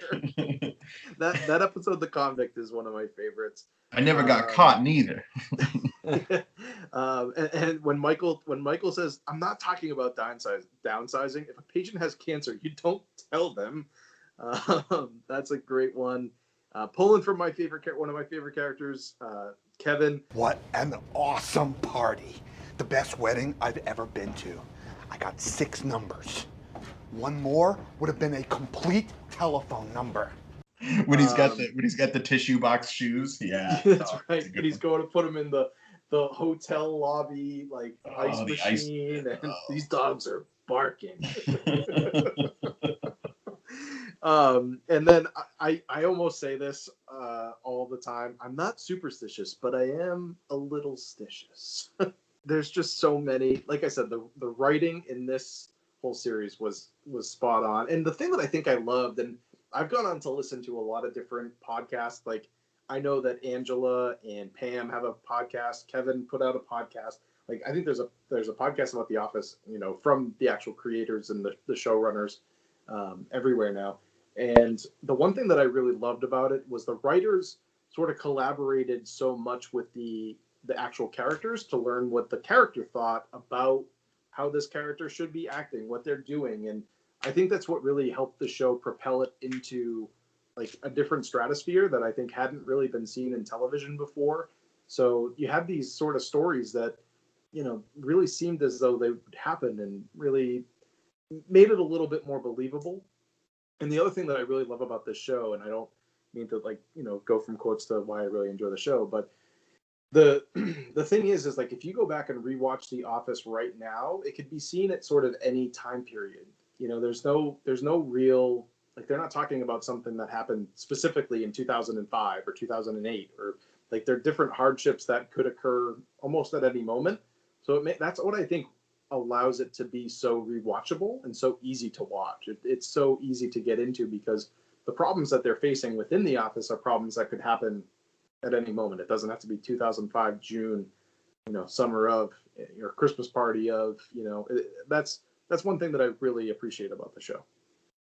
When you talk about episodes of the Christmas party specifically, the one where Michael goes out and he goes, it comes to 166.41. Right now, you're the expert. Is this enough to get 20 people plastered? 15 bottles of vodka? Yeah, I should do it. Cool, box it up. I love what he says. Now you're the expert. It just makes me laugh so much. Yeah. Oh man, I'm with you. Like there's a few things about like politically correct and stuff like that this show may not have been able to completely do to its fullest nowadays like it did 15 years ago when it first aired. But yeah, I'm with you. Like this show always, and Mark, we're going to have to talk about when we're going to do a Parks and Rec episode because that one's going to be a whole lot of fun too. I love that show as well. But both of those shows, I can put them on and I just, no matter what spot I'm in, there's plenty of things that are applicable to today's life still. It's just, man, it's just so good. I'm with you. I love it so much. One of the things The Office became famous for is the cold open. And Brooklyn Nine-Nine does this as good as about anybody as well. And I didn't mention when we talked about Moe's Schrute that is played by Mike Schur, Mike Schur is an absolute genius. You can follow him on Twitter at Ken Tremendous. But he's hilarious. He's the brains behind, or one of the brains behind The Office as well as Parks and Rec. He's the main guy behind The Good Place and Brooklyn Nine-Nine as well with Dan Gore. Like everything Mike Schur puts out is absolutely just straight fire for me. I love that man. Did I use that term properly? I'm so old. But the cold open is kind of one of the things that they became famous for. So is there any one cold open to you, Mark, that stands out above the rest? I think I'm going to have to pass on this one. All right. Well, once we start talking about it, I'm sure you'll have some thoughts on it. Ethan, is there one cold open or do you have a Mount Rushmore of cold opens that stands out above the rest for you? I once again have a Mount Rushmore of it. I hope that's okay. I'm so glad we prepped you. It's wonderful. So the first one that sticks out is the episode, I think it's the first episode of season 4, and Michael shows off Jan, And she's like, this is what I do it for. And she's like fast asleep. She won't be Probably up not for a gonna couple of hours. another, few hours, exactly. And then he's driving into work and he hits Meredith with his car because he's just simply not paying attention.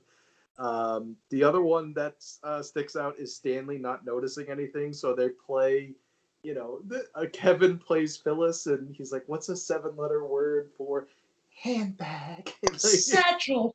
Satchel, right?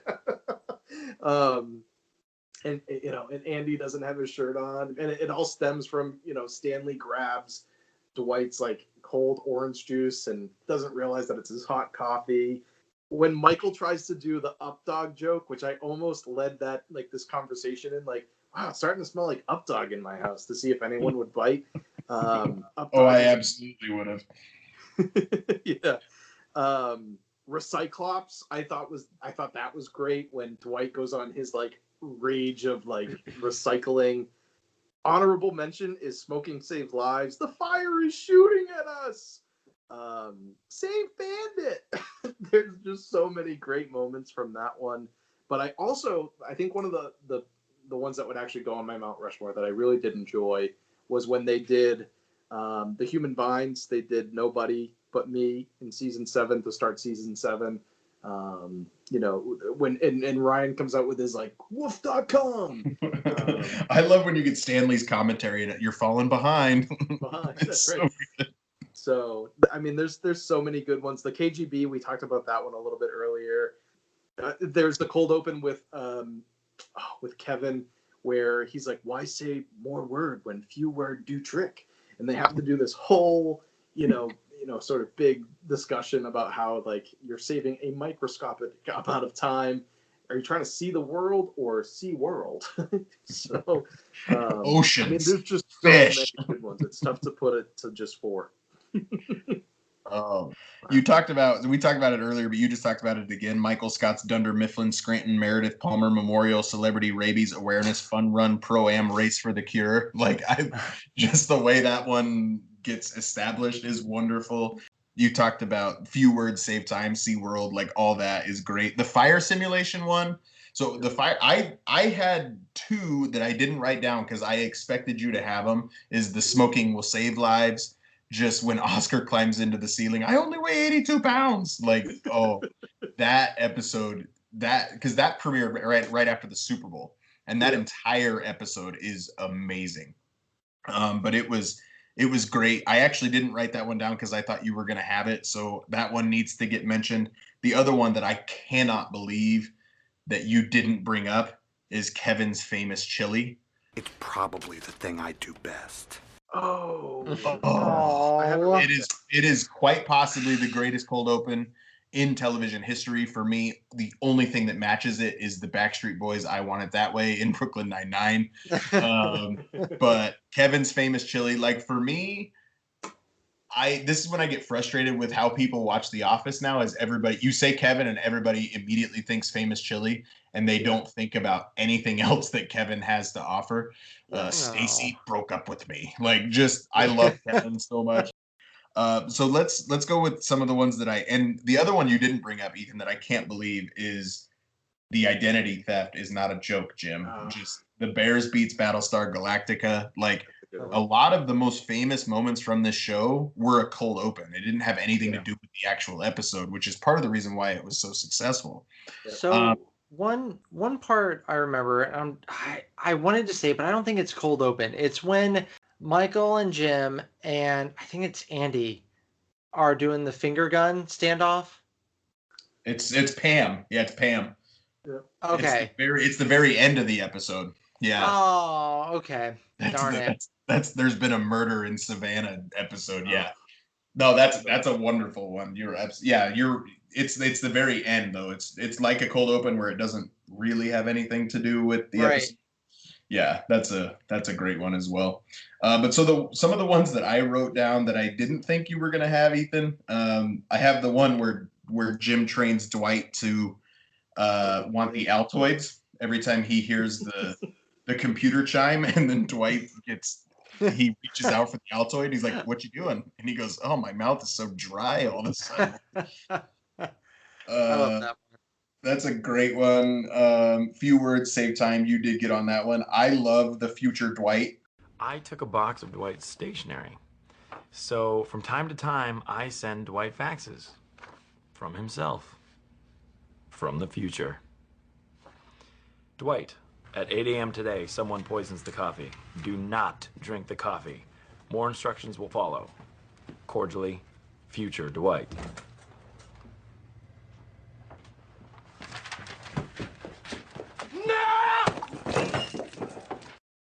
Another one that I want to make sure we get in there, this will be my last one of the cold opens, is when Michael's running that meeting and everybody's so intently staring at the screen because they're watching the DVD square bounce around the screen, wanting it to go perfectly into the corner.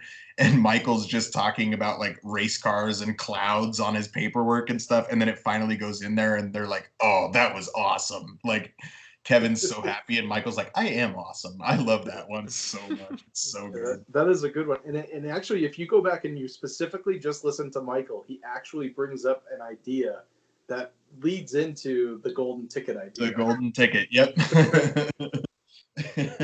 Yep. The golden ticket. Oh, the golden ticket episode's so good too. Oh man. Well, before we talk about our favorite episodes and wrap up, does anybody have a favorite couple on the show? Jim and Pam, obviously. Wonderful couple. Is there any other favorite couples out there? You already know Ryan and Kelly's not on mine. But Ethan, who's your favorite couple on the show? I have a couple. So I get it. Nice. Michael and Jan, for sure. I kind of talked about them earlier. Jim and Pam, you just mentioned. I also love the chemistry between Michael and Holly. I think they sort of go through what every like realistic couple goes through. Like they have that moment where it's like, you know, we want to stay together, but I don't know. And, you know, our lives are in different spots right now. And I'm just trying to make everything work.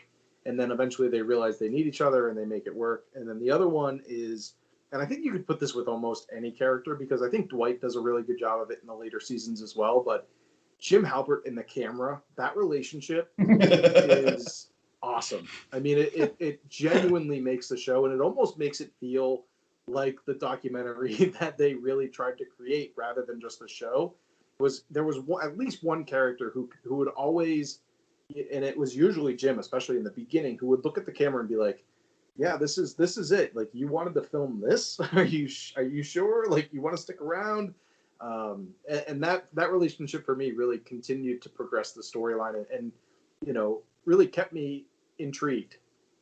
When you talk about other characters staring at the camera, what makes me think of is that it's another cold open that deserves an honorable mention is when Dwight is sitting on his fitness orb and he goes, it strengthens your core, gives you more enjoyable sex. And Jim goes, you're not having sex. And Dwight just stares at the camera. Like, it's so good. Yeah. Oh, it's so, and then he pops the fitness orb when he talks about how much that cost. I love that one so much. When they all stare at the camera, it's funny, but Jim absolutely nailed that one. Mark, do you have a favorite couple? Jim and Pam, I feel like, are a lot of people's go-to TV couples. They're not in my like top 5. I don't even think they'd be in my top. No, they're not in my top 10 TV couples of all time. Whoa, wow. We might have to do a TV couple episode. Ross and Rachel tops it. Wow, is that a hot take? Oh, I didn't realize that. Jim and Pam not being top 10? Yeah, that's I would call it a hot take. Feeling hot. Yeah, you know, they might get the 10th or 9th spot. So I would have to think about it. They're definitely not top 5 for me. I did enjoy them. There's a lot of cute moments, but oh man, there was some awkwardness towards the end with their relationship, and then you had the sound guy in there too, and I was like, what is Pam doing? And there was a couple episodes in there that just kind of took it away from me for a little bit, that left, like, I hate to say this, like, you have a slight bad taste in your mouth. You're like, man, that was really good. What is that? Did I just forget to brush like a tooth or something? No, that's good. It's fine. I don't know. There was just a slight bad taste with them, but I don't know. I was so confused as to what you were doing. I know. I don't know if anyone at home that made sense to you, but to me it made sense, and whatever. Anyways, I'm gonna go Jim and Pam. I love them. I do. I swear. But now, would I watch a show based on just them? No, I don't think there's a couple in this show. But then again, that's hard to do a spin-off. But anyways, I'm getting off on a rant. But yeah, Jim and Pam. Final answer. Dwight and Angela, I really, especially where they end up at the end of the show. You talked about the Office Ladies podcast, Ethan, and for me, it's Angela's too happy. Like I don't enjoy the show only because Angela, like, it's not only because she's not Angela, like I'm fine with that, but she's just so peppy and it's just too much for me. The Brian Baumgartner, Kevin Malone one, I do enjoy that one a little bit more, but it's crazy that this show has multiple podcasts built around it. Dwight and Angela is a great answer for me. Michael and Holly is probably the correct answer for me here because especially when Michael comes back for the series finale and just how happy he looks, and Steve Carell has aged wonderfully and that helps too. But when he said he has 2 phones to hold all the pictures of all of his kids, just like seeing Michael be able to come back and kind of have that life. Holly fits so well with him, and so I think Michael and Holly is probably my final answer in favorite couples. I actually think the times I enjoy Kelly Kapoor the most is when she's dating Daryl. Yeah. But just because I think Daryl's really funny. I like when Craig Robinson, the actor that plays Daryl, gets a lot more play later in the show, and he gets that office upstairs and he's starting to just be in the show a lot more. But even early Daryl, like when they're doing the safety training, and we do safety training every year or after an accident. We've never made it a full year. This particular time, I was reaching for a supply box on the top shelf when one office worker, who shall remain nameless, kicked the ladder out from under me and yelled, "Hey, Daryl, how's it hanging?" And I fell and busted my ankle, and I'm legitimately scared for my workers. I love Warehouse Daryl so much. But yeah, so I think I'm going to have to go with Michael and Holly as my favorite. But gentlemen, let's cap off the episode with the best that we can do of our Mount Rushmore of the best episodes of The Office. I will cede the floor to whoever wants to go first. Favorite episodes, and I was actually really happy that this was challenging for me because I was worried, maybe I wasn't too big on The Office and this was going to be easy, but I actually had to think about this, and my list came down to about 20. And I started whittling away at, honestly, like the ones who made it were ones where I just read the synopsis real quick and I laughed. And I was like, oh, yeah, that's funny. So I thought about the extra funny parts. But anyways, Rushmore, 4 episodes are Dinner Party, season 4. So, and like I said earlier, season 4 was my favorite. So I have that one. And then Threat Level Midnight. Looks like there's going to be a cleanup on aisle 5. Season So 7. good. So I love that good. one. And then Classy Christmas, season 7 as well. That one. And then I'm thinking about my 4th one right now. You know what? Come back to me. I'm going to leave you with those 3 to ponder. Like, give me 2 seconds because I have a 4th and a 5th written down, and I'm trying to figure out if I want to change it last minute. But anyways, You have 2 of my 4. I'm very, very proud of you. Yeah. Yay! Ethan? So I too have Dinner Party. I don't. I can't watch that episode without laughing hysterically. I'm also gonna choose The Convict with Prison Mike. Just so good. The last 2 are hard. Threat Level Midnight is going to make it as well for me because I, like Michael, have written several scripts, and all of which, like, I've looked back on and kind of giggled and laughed at. So I have a great one about working at a car dealership that it still makes me laugh. So anytime that, someone creatively tries to put something together like a Threat Level Midnight, I'm always very intrigued by. The last one is hard, but I'm going to go with Goodbye Michael. When Michael finally says goodbye, there are so many emotional moments. I think when Pam takes off her mic and goes over to Michael and just hugs him and says goodbye to him, it to me just closed out like a really great show. And you sort of got to see where it was going to go from there. But goodbye, Michael. I think there are just so many great emotions within that it made my Mount Rushmore. And It could be a lot of in, really good ones. yeah, it could be an urban legend as well, but rumor has it that when Pam said goodbye to Michael, that actually wasn't originally in the script. And Jenna Fisher was actually saying goodbye to Steve Carell, and that's kind of why they didn't do any audio with it, is because it was more for the show. Kind of like when they sing the song about how much time he spent in the office, basing it off of, I think it's Rent.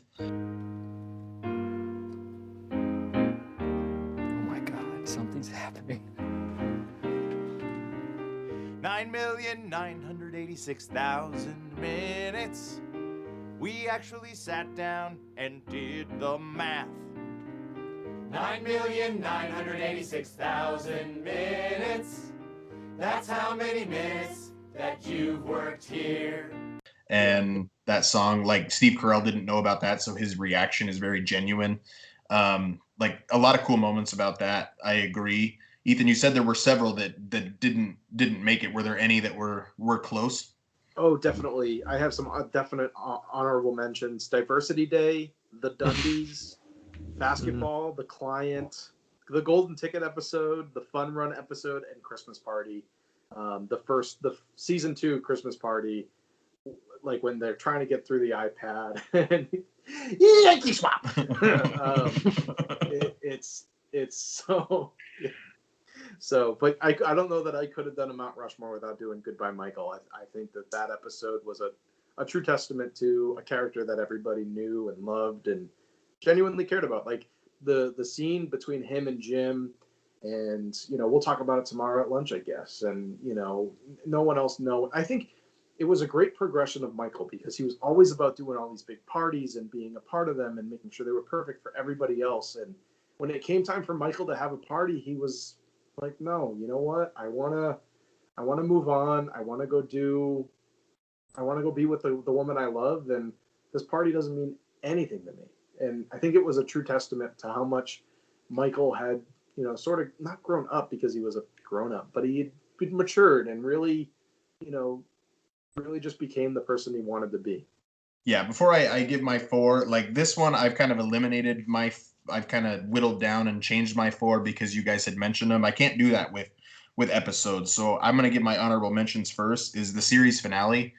Part of the reason why I love this show so much is the series finale left a good taste in my mouth. Not a lot of shows do that. See How I Met Your Mother. Just a really, really good series finale, the way they wrap it up with each of the characters. The Booze Cruise episode, I love that one so much, where Jim says, like, I'm gonna, like, $10 says he says I'm king of the world within an hour of getting on the boat, and he does it like immediately. Safety training, when Michael's getting made fun of because the blue collar workers, as Dwight calls them in the warehouse, like they're making fun of with their carpal tunnel syndrome and having a sweater and all that. Everything's wrong. The stress of my modern office has caused me to go into a depression. Depression? Isn't that just a fancy word for feeling bummed out? Dwight, you ignorant slut. Basketball, you talked about. The Office Olympics. Oh, the Office Olympics are so good. The Dundies, the injury where he burns his foot on the Foreman grill. Yeah, the injury, I thought about the injury will be my 4th one. I love the quote, I burned my foot. And then him being over dramatic and George Foreman grill, I laugh because I have a George Foreman grill. So yeah, the injury. Dwight proceeds to run out to his car and hits it and then he throws up. Yeah, he gets that's the episode. Like the cold open actually means something in that episode. He gets the concussion. Yeah. Oh man, it's so good. What was the 5th one, Mark, that you were considering? It was the witch hunt. Oh, the season 3 premiere. Oh, it's so good. At least we put this matter to bed. That's what she said. Or he said. I was like, Yeah. That episode is amazing, but that is the one that comes to mind when I'm not sure that show could get made today. Yeah, that's why I left it off. Yeah. It's a funny episode though. Oh, okay. So I think my final four. Okay, I have 5 left. You can do it. And I'm going to eliminate Goodbye Michael because Ethan did such a great job talking about that episode. So I'm not going to include Goodbye Michael. That's my final honorable mention. My Mount Rushmore is 1, Stress Relief. That episode is the one where Dwight starts the episode with the fire drill that we talked about, and it leads into the CPR lady coming in and Dwight cutting the dummy open and then cutting the face off of the dummy. And then they always end up back in David Wallace's office talking about how Dwight's always the issue. That episode is amazing, and Stanley's heart attack and just everything. Dinner Party is 100%. It's probably my favorite episode. You get the St. Pauli girl neon light. You get the $200 plasma screen TV where he goes, and if you want a little extra room, and he pushes it back like 2 inches. Oh man, it's so funny. But for me, what makes that episode number 1 is Hunter. You took me by the hand, made me a man.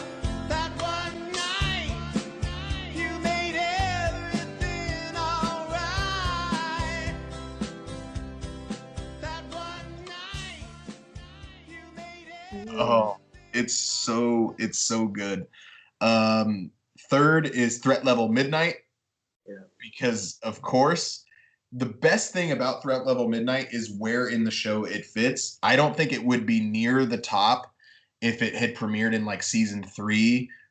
But what made it so good is it was season 7, and you were jumping back years in these characters' lives. Like that thing was filmed years before, and like Daryl is the president, and he goes, I really just thought it'd be cool for my daughter to see a black man as president. Like, it's so funny, but it's like the conference room, and then he lets Dwight be the robot, and he forgot about that part. Like, that's really funny. But do the Michael Scott, like, you jump to the right and you shake this hand, like all of so Jim is Golden Face, like just all of Threat Level Midnight, because it was such a trip back in memory lane for that show without doing a clip show. It was just wonderful.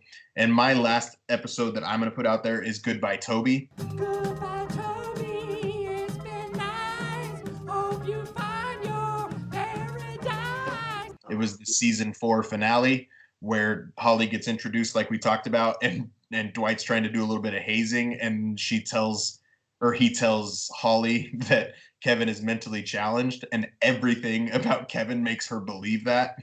And Accounting department, listen up. Holly, human resources. Angela, Oscar, and Kevin. Hello, hello. Hi. Hi. What do you do? I do the numbers. Oh, good for you. Do you want an M&M? Oh, no, that is so sweet. Thank you, though. Yeah. I keep them here at my desk so that everybody doesn't take them. Well, that is a very safe place for them. she goes, "You drive your own car?" "Yep, I do." Like, and he like waves at her.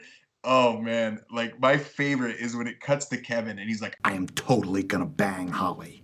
She is cute and helpful, and she really seems into me. helping him at the vending machine. He goes, "Okay, you have enough money to buy anything on the top row." And she's like, "Oh, this is a button." Like, oh man. Oh, I love Kevin. I love Kevin in that episode. I love Kevin in general. But that particular episode, oh man, it's just so, it's just such a wonderful episode. And then getting Michael dancing and singing Goodbye Toby. You get a perfect Jim like smile at the camera when they're sitting outside. Oh man, it's just so good. So that's gonna be my fourth one. Boom Roasted was a great episode as well. I'm almost disappointed I didn't choose that. That's the stress relief episode too. Yeah, that's So all part of stress relief. So that makes that episode. I forgot to mention that. Yeah, that's the Boom Roasted. Then Jim, you're 6'11", and you weigh 90 pounds. Gumby has a better body than you. Boom, roasted. Dwight, you're a kiss ass. Boom, roasted. Pam, you failed art school. Boom, roasted. Meredith, you've slept with so many guys, you're starting to look like one. Boom, roasted. Kevin, I can't decide between a fat joke and a dumb joke. Boom, roasted. Creed, your teeth called. Your breath stinks. Boom, roasted. Angela, where's Angela? Well, there you are. I didn't see you behind that grain of rice. Boom, roasted. Stanley, you crush your wife during sex and your heart sucks. Boom, roasted. Oscar, you are... Oscar, you're gay. Wow. Andy, Cornell call. They think you suck. And you're gayer than Oscar. Boom, roasted. Boom, roasted. The episode, I can't remember the name of the episode at the moment, but the episode where it's Michael's birthday and Kevin has the potential to have skin cancer is another doozy. I don't know that I could have gone on without at least mentioning that. And then it surprised me that we did not talk at all about Scott's Tots. I was getting there. I'm sorry. I'm sorry. No, you're fine. Does everybody watch Scott's Tots, or do you skip it? Is that an option to skip it? You can. People do. Oh, why? Why do people skip it? Makes them so uncomfortable. Oh. But I watch it. I mean, I'm not gonna watch it while I'm eating, probably. But I don't know. I didn't know that was a thing. People are skipping it. Lots of people skip that one. Yeah. I don't skip it either. So we're all three. We are tough enough emotionally to watch Scott's Tots. I almost even like sing the song. Hey, Mr. Scott, what you gonna do? What you gonna do? Make our dreams come true. He's just about to hand him computer batteries, but And then when he tells the kid he'll buy his books, and he's like, "Books cost." he writes a bunch of don't cash it. Call me the day before you're going to cash it. Well, you know me being me, I always love going to IMDb. So it was an Emmy-winning comedy series, so it did win, and it's in the top 50 of IMDb TV shows, so it's number 43. Do you think that's of all time? Now remember that. Do you think 43 is too high, too low? What do you think? I would need to see what's above it. I would assume something like MASH is probably above it, but if you told me I could watch The Office or MASH, I'm going to pick The Office personally. I understand how myopic that makes me, but it's all good. And then, of course, 9 seasons, 188 episodes. I remember at different times they were talking about canceling it. So good on them for making it that long. And then, Bryan, it's an 8.9 on IMDb. You going over or under? You said it was 8.9? Yeah. I mean, I think that's a fair enough score. I mean, not every episode hit. You know what? I'm going to give it the extra 0.1% and call it a 9 out of 10. I love this series. I think it's great. But there were definitely some episodes within it that didn't necessarily hit correctly or weren't the best. So, yeah, I think it's a solid 9. I definitely tapped out on the Sabre part of the show. There's 6 seasons of this show that are an absolute 10 for me, and then the Saber season is a 6 or a 7. Honestly, it drags it down pretty good. So overall, averaged out, I would call it a 9.5. A 9 would be about fair. So I would say 8.9 would be fair. I think I would go 8.5. I'm not mad at 8.9, as Mark would say. I'm not mad about it. I don't hate it. Yeah, I'm probably gonna say 8.5 for me, but yeah, there's definitely a reason that it's an 8.9 on IMDb. It's good. It's original. It's hilarious. Ethan, thank you for being here. And you know what, Ethan, it's great time for Random Rushmore. The game where everything's made up and the points don't matter.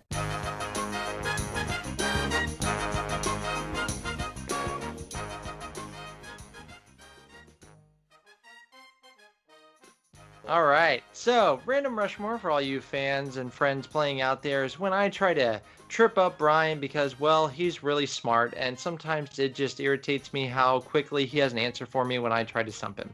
So Random Rushmore is a way for me to hopefully stump Bryan or make him stumble for just a tad bit. So Bryan, Ethan, of course you're playing. Random Rushmore for this week is give me your Rushmore of your favorite fictional coaches. Fictional coaches? Can they be based on of a real character? Like Herman Boone from Remember the Titans. Does that count? Fine. Yeah, I'll allow it. Boring, but yeah, I'll allow it. Go ahead. Herman Boone, Gordon Bombay. I won't do it again and go Herb Brooks from Miracle, but I should. You can. Boring. Fictional coaches: Gordon Bombay, Herman Boone. No man, it's just Miracle's such a good movie. It is. Great. I'm gonna go with There's a lot. What am I can't remember his character's name. What's the Fonz's actual name? Henry Winkler from The Waterboy. I love him. It's not going how I thought it would at all. My fourth coach. Until I think of another one that I'm forgetting, I'm going with Herman Boone, Herb Brooks, Gordon Bombay. I'm not even that big of a hockey fan, but I sure sound like it. And I'm gonna go with Coach Klein from The Waterboy. Ethan, you want me to buy you some time and go? I am ready if I can go, sure. Go for it. So I have Gordon Bombay is definitely on my list. I don't know that I can go on without choosing him. The second on my list, and probably my number one favorite, is Jimmy Dugan from A League of Their Own. Yeah. Are you crying? There's no crying. Are you crying? Yeah, no, that his character is awesome. Coach Carter from the movie Coach Carter was one of my favorites. Good for you. He did a phenomenal job. And then I was actually, for whatever reason, it's funny that you bring up this particular topic, but I was thinking about Danny O'Shea from Little Giants for whatever reason. Not a wrong answer. But that's awesome. Yeah, Danny O'Shea from Little Giants is probably one of my favorites as well. God, clean sweep. Gordon Bombay on all three of ours. He's got to be there. Ethan, I'm with you for Jimmy Dugan. I love Tom Hanks. I'm so pissed off that he was not nominated for supporting actor for League of Their Own. I think he was robbed. So Gordon Bombay. You might want to get over it at some point. Nope. The Academy, if you're listening, well, thank you for listening. We appreciate you. Invite us to be members. Anyways, mad at you. But I just nominated Henry Winkler from The Waterboy. I think I got rid of whatever invitations coming our way. True. You might. The Emmys like him, so maybe we'll get that. But so Gordon Bombay, Jimmy Dugan, and then Bryan. Thanks to you, Ted Lasso. I love that guy. Oh yeah. Why, how did I not think of Ted Lasso? You're fired. Yes, so he's on. So for the longest time I had Irv Blitzer from Cool Runnings, John Candy. Oh, that's an honorable mention. That's a good one. And then I came down to either Mr. Miyagi or Rocky.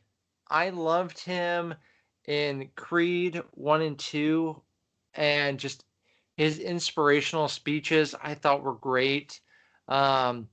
So you know what? I'm going to do it. Ted Lasso, Gordon Bombay, Jimmy Dugan, and Rocky. So there's my coaches. Apparently Creed 3 is moving forward without Sylvester Stallone. I'm okay with that. I think there could have been room for him, but I get what they're trying to do. So story-wise, it sounds like it'll make sense. So I'm gonna go back and change mine. I'm going to go Herb Brooks, Herman Boone, Gordon Bombay, and Ted Lasso. Gentlemen, that concludes this episode. We thank you, fellow fans, for uniting with us. But let's hear it for Ethan. Ethan, man, thank you for coming along and uniting with us. We appreciate you. Guys, no, thank you. Are you kidding? I had more fun getting ready for this than anything I've done in a while. This was a lot of fun. I appreciate both of you. I gotta be honest, I listen to your podcast and I talk with you guys all the time. So this was like a little dream come true. I got to hang out and talk about something that I know and enjoy. And no, I just really appreciate you guys and just appreciate the time for sure. And Ethan, we appreciate you, but we want our fans to also appreciate you. So just remind them of the shows where they can listen to you or even see you and just maybe get in touch with you. Sure. So you can find me on Facebook. I'm part of This Is Life, the group. So come on over and hang out with us there. You guys are there as well. So you'll be able to see me in there as well. I host a podcast every Tuesday. I put out a new episode of The Wolf of Main Street where I give some really cool tips and really fun games to sort of think about before your big trip to the Walt Disney World.